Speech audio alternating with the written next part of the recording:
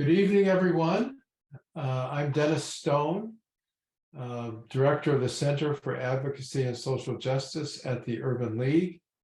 And tonight we have a virtual town hall covering youth mental health, particularly covering a survey that we've done, and we'll be sharing that. And I wanted to introduce Carolyn Duggan, Carolyn Hazlitt, who are mainly facilitating this, interns at the Center for Advocacy and Social Justice. And also with us is a former intern, Julie Miller, who has a background in statistics and surveys and has been very helpful for us in analyzing data. And Julie Krasnogor, who coordinates our internship program and has a major impact on all things center related and also public health related, because she is completing her master's in public health at the University of Alabama, Birmingham. And also with us is Katrina Taylor from the DCPS, Director of the School Behavioral Health. We're very excited to have her with us. With that, I'm going to turn it over to Caroline to introduce the program. Yes, thank you, Dennis, and thank you everyone for watching, and a special thanks to Katrina Taylor for joining us today. We'll have a nice Q&A session towards the end, but first, Caroline and I are going to go over some mental health statistics in Duval County, as well as how are the results for our survey. Yes, so this is just kind of our agenda for today. We will have a short introduction about what mental health is, why we conducted the survey, and then we will go over some of the interesting survey results. After that is concluded, we will have a Q&A with about 8 questions with Katrina Taylor, and then we'll have closing. All right, so just to get us started. So what is mental health? It includes our emotional, psychological, and social well-being. It affects how we think, feel, and act, and helps determine how we handle stress, relate to others, and make choices. And it's very important at every stage of life, from childhood to adolescence, specifically though with youth mental health. If it's not addressed and, kind of their needs aren't met with certain resources, it can worsen when they become young adults and adolescents and into adulthood. So the Youth Risk Behavior Survey was conducted among middle schools and high schools by Health Zone in Duval County. And you can kind of see by these statistics, there's high rates of bullying, depression, and suicide in Duval County, thus identifying a need for us to further look into this issue. Next. Currently, over 1 in 10 youths in the United States experience depression, and that is severely impairing to their ability to function, work, school, their home life or family, or just their social life in general. And according to Mental Health America, 9.7% of youth in the US have severe major depression, and that is 0.5% up from last year's.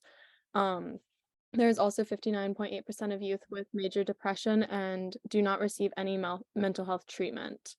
And the state of Florida is currently ranked number 30th in youth mental health prevalence. And the failure to address adolescent mental health conditions will cause them to extend into adulthood, and impairing but would continue to impair both physical and mental health well-being. This survey is important to gauge the mental health of the youth in Duval County. The needs of any community is constantly growing, and especially that of youth mental health. So this allows us and the community the ability to respond to this growth and appropriately and launch effective interventions to help this. We gain new insights into youth mental health as it's constantly evolving. And it's also important to conduct a thorough assessment from the source. We want to actually hear from the youth, from this priority population, so we can make effective change. Next slide. So a little bit about this survey is we had 173 submissions. They were both from male and female teenagers. They ranged from grades 8 to 12, so around that middle school, high school age. And they were ages 13 to 17, so not adults yet. Majority of the survey responders were white or Caucasian, but we did have responses from all races and ethnicities. And it covered a wide range of topics that we will see in some of the survey results, such as self-reported mental health, sleep patterns, stress management, and signs and sources of mental distress. And let's dive into the results. All right, so we did not include all questions of the survey, but Carolyn and I picked the most relevant. So this one's, when's the last time you felt good about yourself? When just kind of gauging that response. This actually had a pretty positive response, as most, almost half were within a few days or a few weeks ago. So we got a pretty positive response with this question. Next slide. We also asked, when was the last time you were really happy? With this, we also saw a good percentage, within the today, yesterday, a few days ago range, but there was almost around a quarter of with the answer being a few months ago. Sleep patterns are extremely important to observe in anyone with mental health. However, seeing that only over half of those surveyed got 5 to 6 hours of sleep each night, which we all know is below, the suggested 8 hours. And then 20, so almost a quarter, reported 4 hours of sleep or less. Next. And then we asked, in the past 30 days, how often was their mental health not good? And unfortunately, 23%, which is, or hovering around that like 1/4 range, answered that their mental health was not good for in the past 30 days. And then the sometimes range made that crossover into most people not having good mental health for the past month, into like over half of the responders. So these are substances that we asked if specific youth or their friends have considered using. And, this ranged from, not performance enhancing, but Adderall, alcohol, antidepressants, cigarettes, and anti-anxiety medications. The other entries were difficult because we could not see the individual entries. It was just other. So I would be curious to see what other would be. However, you can see there's a pretty even distribution between these drugs that seem to be common among children in middle and high school. Next slide. And in the past slide, we asked if they had considered using any of the following substances. However, with this question, we asked if they had used any, and with using them, they were not prescribed to them. So majority of, again, we're seeing a decent even spread, and it would be interesting to see what those other entries do entail with substance abuse. Sorry. This also seems to be pretty evenly split between the ability to express their emotions and feeling comfortable with expressing that. But yeah, between agree and disagree, strongly disagree. And that's just kind of the ability to, properly communicate with peers, family, how they're feeling, and which is the first step to identifying needs and getting help. And we also asked in the survey how youth channel their stressed, anxious, or emotions when they're upset. And we see there's a pretty even spread of healthy ways to kind of deal with when they're stressed. Having an outlet in music, arts, reading, writing, and exercise. Again, we have that other entry category, so that would be interesting to see what some people decided to type in specifically what they do when they're stressed, anxious, or upset.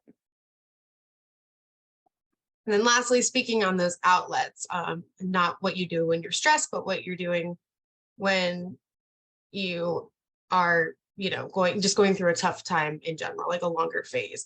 And, about 14% actually seek mental health support with counseling, but a lot of people find solace through friends and social media.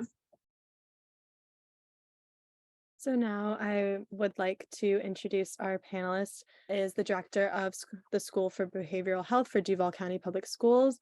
She has over 16 years of experience in schools in the community-based mental health, and she nationally trains people in mental health counseling, and has attended multiple conferences to help increase mental health literacy over the years.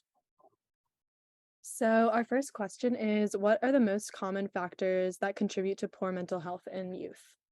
Research and data shows the most common factor that contributes to poor mental health is trauma. That's by far the number one indicator of poor mental health. And what we have to think of when we think about trauma is some things that may be traumatic for you may not be traumatic for me. Some of our students have higher level resilience, some have lower level resilience, so it could impact them in vast ways. So we would say, of course, poverty. All right, lack of resources as relates to home basic needs. Like when you think of Maslow's hierarchy of needs, you don't have food, shelter, clothing, belonging. If you don't have those things, those are all definitely contributors to poor mental health. And again, that leads back to the word of trauma. So trauma is always an indicator of poor mental health outcomes for our youth.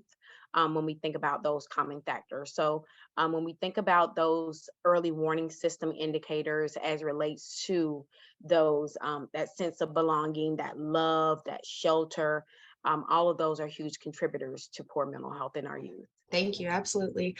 So what academic and social benefits come from good mental health? So what we've seen in the school system is that when a student has good grades, and what we say A's and B's, they're passing, they have over B school GPA, and their average is pretty good. That sense of belonging with their friendships and their families, those are all contributors to good mental health on the student side. That's why we stress the importance of social connectedness and having that one trusted adult that students can confide in, because that helps to increase their grit, that helps to increase their sense of belonging, and develop that resilience all around when they have those social benefits and friendships.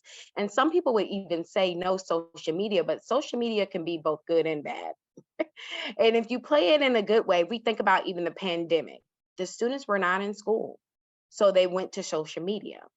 And so some of them found their grit, they found their resilience through those social connectedness of social media, as well as those friendships, because they were not in schools. Research also shows that our students that have passing grades, they come to school, regular attendance, and they don't have behavior concerns. The likelihood of those three indicators having an increase in those three indicators increases your good mental health. So if you're coming to school every day, you don't get disciplinary referrals, and you have that social connectedness at the school level, then that's a contributor. Those are all contributors in good mental health for students. And question 3, have you noticed a difference in the well-being of students after the pandemic? Yes, absolutely. I was just sharing the other day, when we look at the pandemic occurred the 1920 school year. Our students transition, roughly half of students transition back in schools the 2021 school year. And then the 21-22 school year, all students were back in schools. And so it was like the curtains fell because you had to reteach, students had to relearn, not only academically, but socially and emotionally. And so we saw some students that were not able to de-escalate when prior to the pandemic, they were able to de-escalate, right? And so we noticed a great difference. Even our referral numbers for mental health services increased immensely. We had over 500 more mental health referrals during the 21-22 school year than we did the previous school year. So we definitely noticed a difference and also believe because of that social connectedness of social media, those students were communicating. And so they become more vocal, and mental health became more normalized, right? Because everybody's talking about it. So I think that mental health has always been a concern in this nation. But now our youth, as you can see through your survey that you shared this evening, they're more vocal about them having a mental health concern, about them being depressed, about them being anxious, about them being suicidal. They're more vocal. And that's not to say they didn't have those concerns prior to the pandemic. It was just stigmatized. It was cliche to talk about it. So I would not say there was a difference per se in their after the pandemic, but I will say our students are more vocal about their mental well-being. That's great. So it's like the pandemic almost opened up that Right. conversation between. All right. So in that same direction, what are some recent trends you've noticed in youth mental health? So again, I think the youth voice, and I love working with you. I love interacting with youth anytime that I get an opportunity. And so their voice is so vital. And I think more youth are coming to the forefront. And that's a huge trend. They're on the front lines talking about mental health, having conversations about mental health, if they're not mentally healthy, if they are mentally healthy. So that's definitely a trend, is that it's being destigmatized. The stigma is not saying it's completely gone away, because it's not. We have generations to go before that happens. However, I think in this generation of students that are in school, it has definitely been destigmatized. Another trend that I'm seeing after the pandemic, there was an increase in suicide.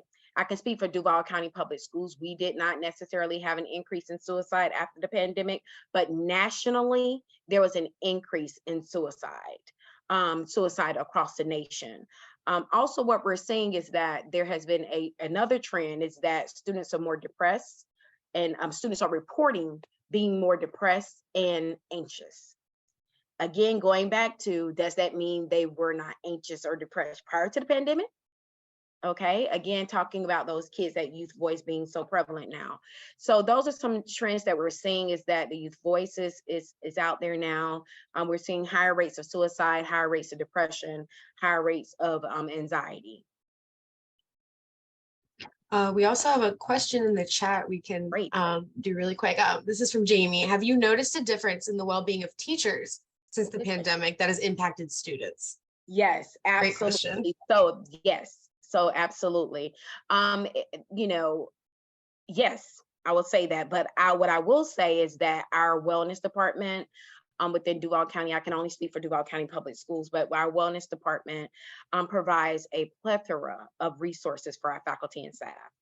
They have access to our employee assistance program, where they receive free counseling services. They do lunch and learns for faculty and staff. So during their lunch break, they can, watch it live or pre-record it. This school year, it was approved this school year for next school year for us to have a wellness app. I'm so excited about that. So a mental wellness app, so teachers can go on and kind of talk to someone virtually, text them in reference to their mental wellness, and get guidance to different resources along those. And so even though we've noticed that there has been definitely an increase in teacher mental well-being after the pandemic, however, we do have the resources available to them if they were to ever express that they have a need in reference to their mental health. And going on to just Duval County specifically, you've already spoken about the teachers and stuff, but have you seen any trends in youth mental health specifically in Duval County? So I answered that question specifically, and some trends. Suicide, like I said, is not a trend this year, thankfully, but some trends that we're seeing is trauma. If you look at the news every day, we're seeing violence as an outlet for students, unfortunately, and that goes back to trauma.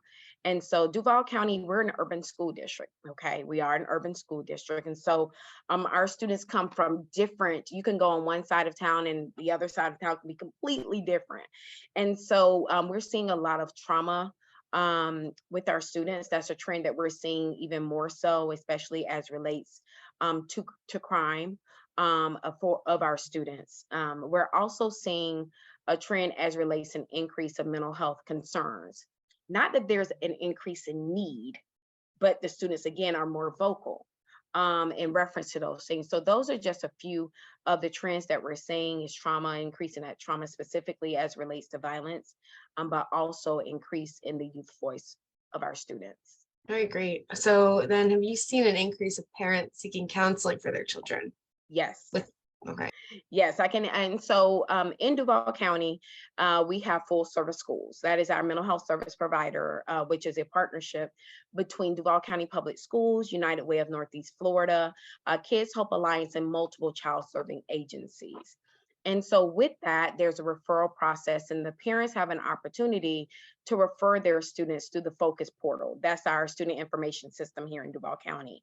And so what we've seen is that we've received, more referrals from parents. Even those students, they can self-refer most definitely, but we've seen more parents reaching out.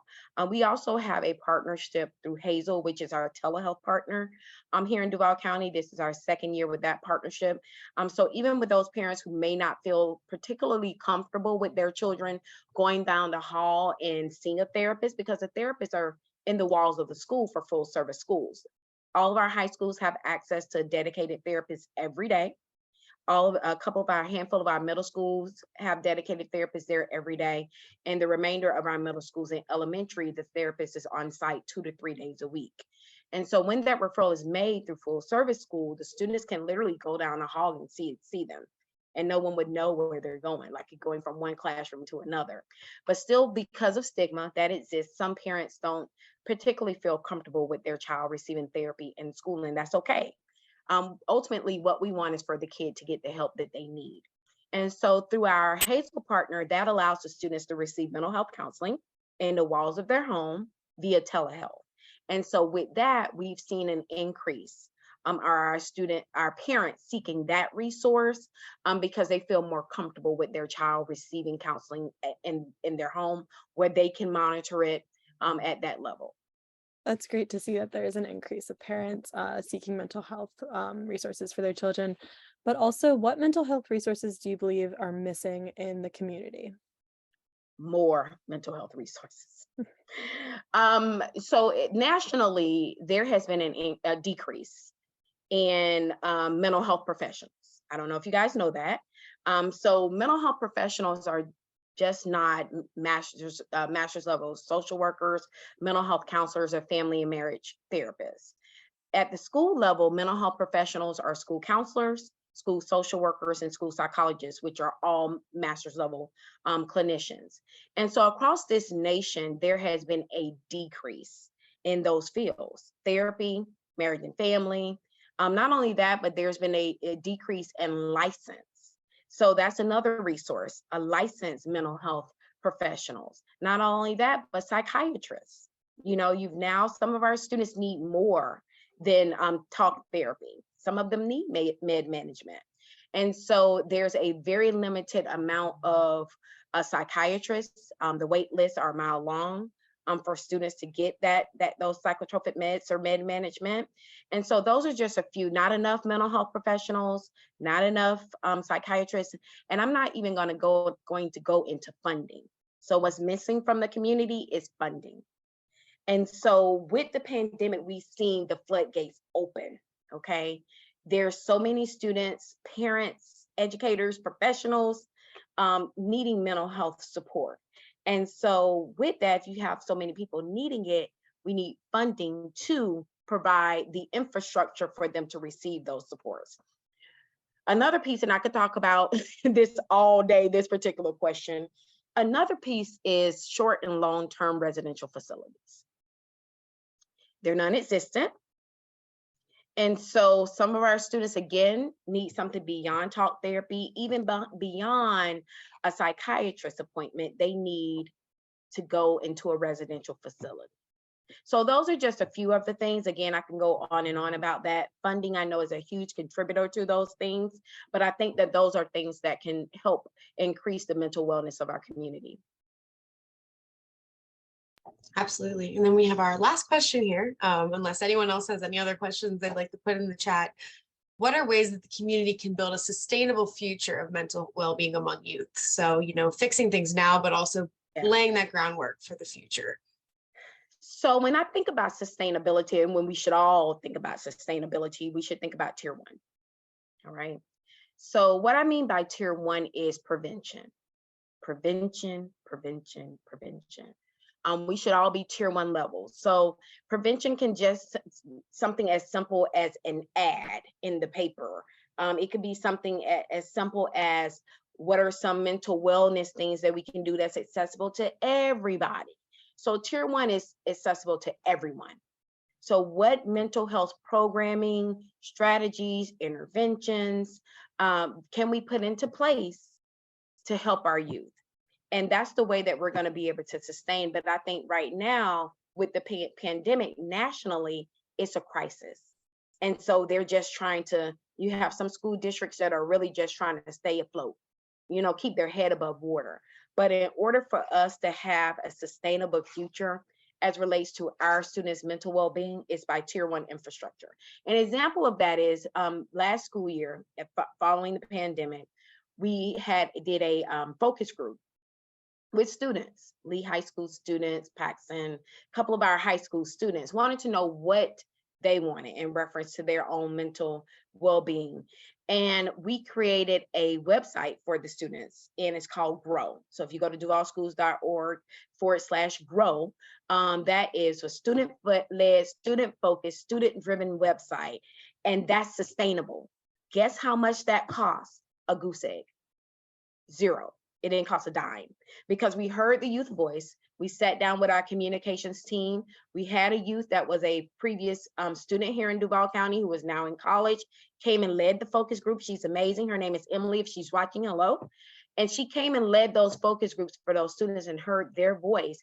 And we went back to the table and created this Gain Resilience, Obtain Wellness system. That's what GROW stands for. And the goal is, and it's just a website of strategies, interventions, and resources. That's all it is.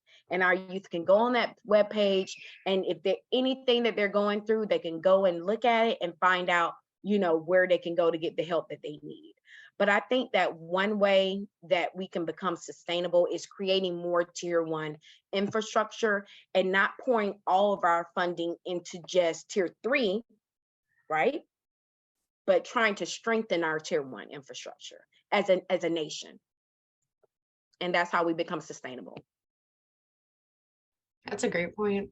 Speaking to the residential models from the last question, Jamie asked, is there a specific area that has an exemplary residential model? Is there some, that's one that's setting a good example?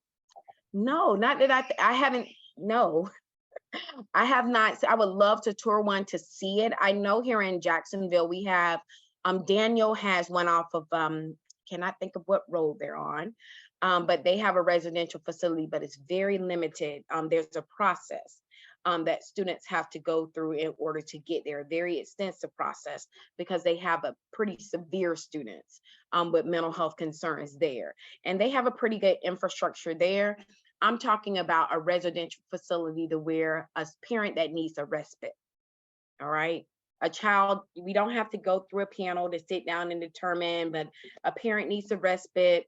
They have documentation, multiple Baker Acts with this child, knowing that they have a need, and for them to have somewhere that child can go for a month or 2 or 6 months or 1 year. There's something that we don't have here in Northeast Florida. Another question that I had Sure. is there like a specific age group where that's utilizing resources more heavily? So I would think it'd be middle school, just because I feel like that's when you start to figure out what's actually happening, but I just didn't know. Yeah, so absolutely secondary. And so secondary 6-12, because we get more self-referrals at that level. Because, stigma, the students, like I said before, they're very vocal. They're very vocal now, this generation, they talk about it, but their parents may not have jumped on the bandwagon yet. So, but we do need parental consent. We do need parental consent, and some parents don't consent, unfortunately, because of their stigma and their lack of mental health literacy. And so in that case, we want to make sure that we provide the students with some form of other support services. So when we think of mental health, of course, if a child has a mental health need, we want to make sure that we connect them with a mental health professional. But because we have, let's say in our school district, roughly about 40%, 45% of parents that decline or do not engage in services for their youth. So that's a gap, right? That's a gap. And so those students, we want to make sure that and I heard you guys say it today, some students would not ever go down the hall to talk to the mental health clinician, but they will get on the football team. They will join track. They will join the chess club. And so that's what I mean by other support services. As long as they have some outlet that's healthy, they have a healthy outlet that they can utilize to increase their overall mental well-being, that's good. But at the same time, some of our students need more. So we continue to advocate on behalf of that student to receive the services that they need. However, we know that there are some cases where parents are simply not going to consent for services for their youth. Do you think that's like primarily because of fear of cost, or just in general, just not understanding the services? Lack of mental health literacy, because cost is free for us. Students don't pay anything. Parents don't pay anything for mental health services for their kids in Duval County public schools. And so it's not a cost factor, it's a lack of mental health literacy or stigma. The stigma that exists, stigma is still prevalent today. And so those are two things that we've seen that is a contributor. And some parents, culturally, some parents feel as though if, I consent for my child to receive these services, my child is going to tell what's going on within the walls of my home. And then I'm going to have Department of Children and Families in my home. And then they're going to remove my funding. They're going to keep it. And so it's this trickle down effect that we have to look at culturally, that is a contributor to parents declining services as well, because it has could possibly have so many other impacts on their lives. Do you think there's like one big misconception? Like, what would you say is like the biggest misconception with like mental health services? The biggest misconception is parents feel as though if their child has been identified as one that has a mental health need, that's a indicator of their parenting. Okay. So that means that I'm not a good parent. That means possibly I have some mental health concerns. So you're going to judge me as a parent because my child has a mental health concern. Another misconception is just because a child has behavior issues doesn't mean they have a mental health concern. And just because a child has a mental health concern doesn't mean necessarily they have behavior issues. I'm going to go back to that for a moment. So what we've seen is that we receive a lot of mental health referrals at the elementary level for behavior, right? So is behavior an indicator? Absolutely. Is it the only indicator? Absolutely not. So I think that so many times the misconception is, okay, if this kid is acting out, then, he must have, need to see a mental health therapist. And that's not the case. Sometimes our students need things to put in their toolkit, right? They need strategies and interventions to learn how to de-escalate, how to deal with what's going on in their head because they don't quite understand. So that's definitely an indicator for that. And then on the other end, we get, because they're acting out so much, then those are the students that need to have the mental health concern. When sometimes it's the underlying concerns, like our students in our dedicated magnets,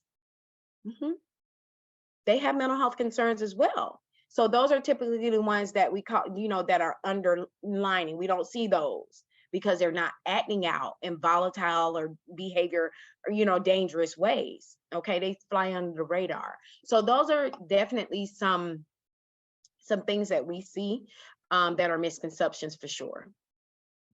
I just have one question for you. So you were talking about a little bit about mental health literacy with parents and students. What are some ways that you guys have been working to improve that? And then what are some like future ideas that you have to help improve mental health literacy? Very good question. So we've been working with Baptist Health. It is escaping me right now, but Baptist Health has if you go on the website, it's going to come to me in just a moment. The billboards are all over the city, but we've been partnering with them to provide resources to our schools so they can provide those resources to our parents. They have a very good resources like talking cards. So it's like a deck of cards and it's like questions to, parents can ask their kids. Amazing. And, and you can ask your kid these questions to begin the conversation, because again, some parents don't even know what to say. Like, how do I ask my child, do they want to kill themselves? You ask. Do you want to kill yourself? But as a parent, you're afraid of what they're going to say, to that answer. So I believe that that's the first thing, using our partner organizations. Another piece is in Duval County, we have what's called parent academies. All right. And so pre-pandemic, parent academies were face to face. And so we would it would be stationed at different schools across the city, and parents would come to get information. There was one that I do every single year for called Healthy Minds, Healthy Kids. I do that. And it's basic literacy information on what is mental health, what are the signs and symptoms, what are the resources, strategies, and interventions. So parents taking advantage of the resources through our Baptist partner, and I'm going to get that name for you in just a second, the name of that resource, but also taking advantage of our parent academies that we have. As a matter of fact, there's one in January on mental health that's coming up, and also one in May. That's around mental health. We also have one around crisis, one around attendance, and one around bullying. There's so many different parent academies. And as you shared in your data, those are all indicators, right? Suicide and bullying, and all of those are indicators of mental health concerns. And so we're trying to do our part as a partner to our parents, because we understand that at the end of the day, our students are returning home, and we want them to return to a mentally healthy home. And so by doing that, by providing our parents with resources and strategies and interventions that they can utilize, we try to do that. And at the end of the day, if a parent does not feel comfortable, reach out to your school counselor at the school level and sit down with them, state your concerns. They can provide you with resources at the school level that you can utilize at home with your kiddo as well. Did you find our survey helpful? Yes, I did. It was helpful. We typically, I know you guys shared a little bit about the YRBS survey, which is a national survey. Unfortunately, the results from our YRBS 2021 survey is not out yet. That survey data should hopefully be out any day now. But typically in our school district, we have the youth risk behavior survey that is given to students during odd years, and then that survey is released during even years. So I showed that you guys shared the 2019 data, but our 2021 data should be released any day now. So I saw that as a good, because it's kind of like an interim. What I saw was the interim data. We knew that with the 2021 youth risk behavior survey that we would see an increase in all the areas, because it was literally post-pandemic. And so those areas of mental health, from bullying, safety, all of those were going to increase. So for you guys sharing the survey data that you did with those 100 or so students, I found to be extremely vindicated, because I think it's going to be a precursor to what we're going to see in the YRBS. All right, I really, really do. The other thing is, the only thing I would say, because Duval County is an urban school district, I would like to have seen more diversity in the surveys. That's what I would, because I think that's a true indicator of that. And the name of that resource that I was trying to think of is On Our Sleeves. Baptist On Our Sleeves, that's the name of it. And so that particular resource is through, you could go to Baptist On Our Sleeves, parents can register, and they'll receive like monthly newsletters and information around mental health and how they can help their kiddo. Great, thank you. You're welcome. And you mentioned about the stigma, and I know that the DCPS was lauded for providing mental health services, but there was this problem of the stigma. Students afraid to go. But it sounds like you've been able to overcome some of that problem. Yes, absolutely. We've been able to overcome it, but stigma is there. As I shared, when we look at national data, we see that of students that have a mental health concern, roughly about 25% access it, which is really 20 to 25%, which is startling. But in our school district, for students that have mental health concerns that are referred, our percentage is about 53, 55%. Still, there's a gap. Still, I mean, of course, we want to do it for all kids that are referred.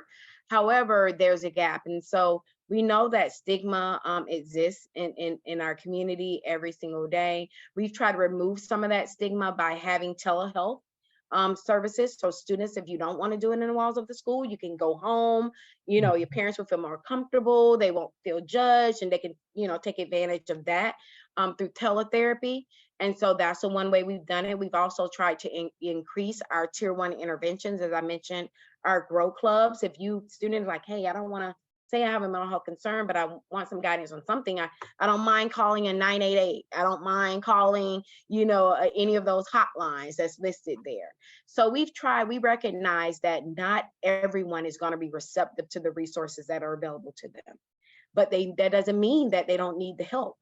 And so we want to make sure whichever avenue they choose, whether it's social media, you know, whether it's social media, the internet, or the phone, or telehealth, we want to make sure we address it at every level.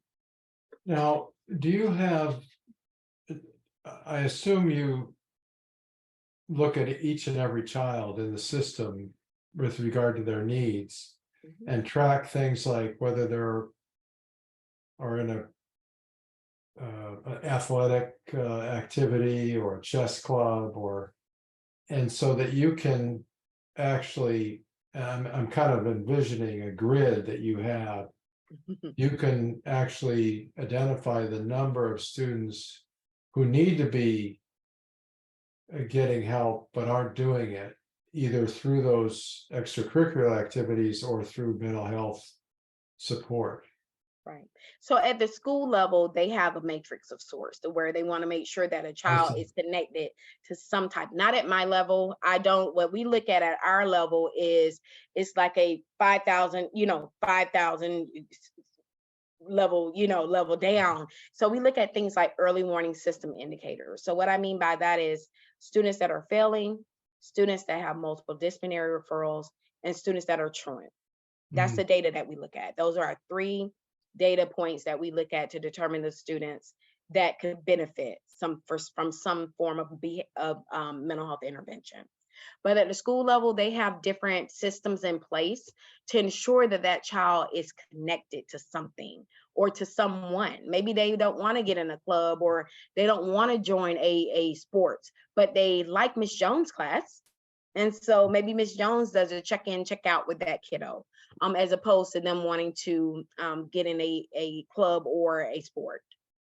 I see. That sounds great.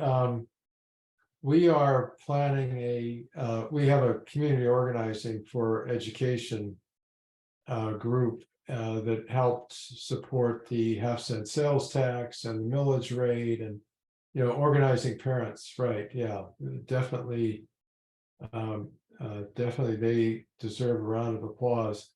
And we're going to bring that group back in probably late January to talk about issues of concern to them. Would you be willing to attend and just give us the same kind of background? Sure. If you're available, I have no problem. If I'm available, Right. I have no problem being a part of that. I'm all about increasing mental health literacy, and I hope that parents or partners that are on the call or have an opportunity to view this on YouTube or in Facebook Live. It has helped to remove some stigma that they have, and them knowing, like, some parents, they walk away and say, hey, I didn't know Duval County had that, or that was accessible to my kid. And so I hope to remove that barrier from the parents' lens or even the professionals, so they know how to best support students. If you're not a parent, but you're on and you're trying to see what resources are available to students. In Duval County, we have a superintendent that firmly believes that we have to make sure that we address the social and emotional well-being of our kids in order to ensure academic success. So it's the whole child, and that's not just part, but it's the whole student. And in order for them to graduate and matriculate into the workforce or college. And so I'm fortunate enough to work under leadership that really believes in the not only mental well-being of our students, but also the overall mental well-being of the faculty and staff as well. Great. And there is a sort of one hot topic that you've obviously been reading about, and that is sexual orientation and the recent divorce from Jasmine. Obviously, you still want to, just from a practical, holistic perspective, some of those issues have to be dealt with, whether the legislature likes it or not. What are you doing post-divorce to help address that issue? Well, I'm going to quote our superintendent. What she said in on the news and during the board meeting the other night is she wanted to make it very clear that the termination of the agreement in no way impairs our continued commitment to our students and employees, including those that identify as LGBTQ+. We are currently evaluating our remaining district partnerships to determine if additional resources are needed. And in an interim, staff from the Office of Equity and Inclusion and the Health and PE Department will provide additional layer of support to students and families as need. We have a resource sheet that has a plethora of resources for our families. Jasmine is still on that resource sheet, all right? What she's talking about is they will no longer go into an agreement, with them that we previously had. It doesn't mean that we're not supporting our LGBTQ+ students. They're our most vulnerable population of students as it relates to their overall mental well-being. However, we do not support, the recent media attention that's surrounding the certain games and activities that were utilized by Jasmine. Great. All right. Thank you very much. That's great to hear. And lastly, one of the other things we've been asked to consider is to put together a resource guide for parents from the Urban League's perspective, and to cover not just resources at the DCPS, but also other resources that may be useful for parents. And I take it you would be willing to work with us on that to make sure we got the right information from the Duval County Public Schools. Yes, so if you can, whatever your team is that's working on it, if you bounce it back to me once you guys are working on it, and I can share it with my team to make sure that it is in, collaboration of what we adhere to in Duval County Public Schools. That sounds great. We would want to review it, especially if it's going, in front of students and parents. Thank you so much, and thank you for taking my questions, and it's been a pleasure to have you with us. And thank you. It's been an honor. I'm just going to ask Caroline, the two Carolines, if they have anything to add before we finish our program tonight. I don't think so. Just thank you so much again. This has been really informative, and we've had a great conversation. And thank you so much for joining us, and all of you. Thank you so much. It's been an honor. Thank you. Yeah, just thank you again. And I really appreciate, I was the one that reached out to you, and you were very on top of everything. And I hope I gave you the information that was helpful for attending. No problem. It was good. Thank you. So on behalf of the Jacksonville Urban League, the Center for Advocacy and Social Justice, I just want to thank you, Ms. Taylor, and also our interns, Carolyn Haslett, Jamie Krasnogor, former intern alumnus, Julie Miller, and Carolyn Duggan for being here tonight, and particularly the two, Ms. Duggan and Ms. Haslett, for making this happen. And we look forward to those of you who are watching this on YouTube. Consider coming to our next town hall on this topic. No doubt there will be more on mental health, particularly for youth of color coming from the Urban League. So thank you, everyone. Have a great evening and a great holiday.